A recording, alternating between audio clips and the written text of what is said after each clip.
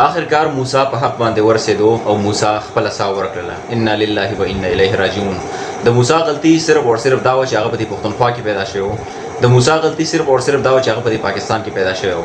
په سوشل میډیا باندې بعد دغه ویډیو تاسو کتلی چې یو ملګری هغه ته جنازه پرته ده په امبولانس کې او جاړي ورته او وایي چې موسی خدای چې مړ شولې. زما موسی مړ شو.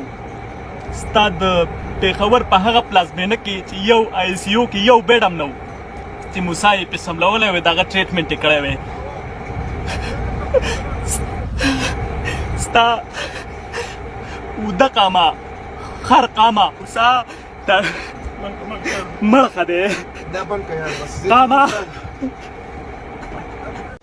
ولې چې هغه موسی چې د چا اکسیډنټ شوی او راوړی و د پېښور حیات آباد میډیکل کمپلیکس ته اول ته کې په آی سی یو کې یو بیډ قدره کې نه و چې په هغه باندې هغه سملولی وی او د هغه ټریټمنټ او د هغه علاج یې ورته کړی وی. موسی ژوند ورکو او موسی خپل ژوند وبیلو. په سوشل میډیا باندې دغه ځوان ویډیو ډېره زیاته وایرل ده او ورسره چې کوم دی دغه پکچر هم ډېر زیات وایرل دي.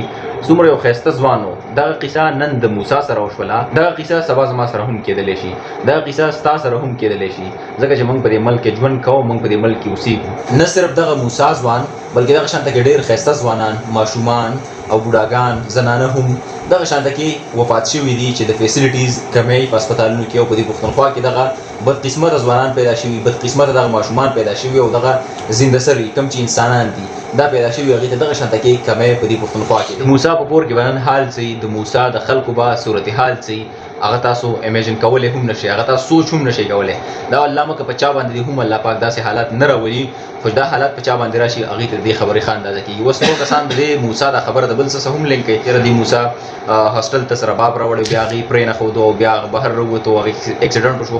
والله اعلم دغه څه اتھنټک سورس نه دغه معلومات ماته نه راغلي، خو بهرحال دغه شانته کې هم یو قصه کېږي. دې نه زه په خپله باندې نه یم خبر، خو د موسی دا ویډیو چې مې وکتله دغه د ملګري دا ویډیو مې وکتله ډېر زیات یې ښه پکړم. بهرحال الله دې په دې پښتونخوا باندې او په دې پښتنو باندې رحم وکړي.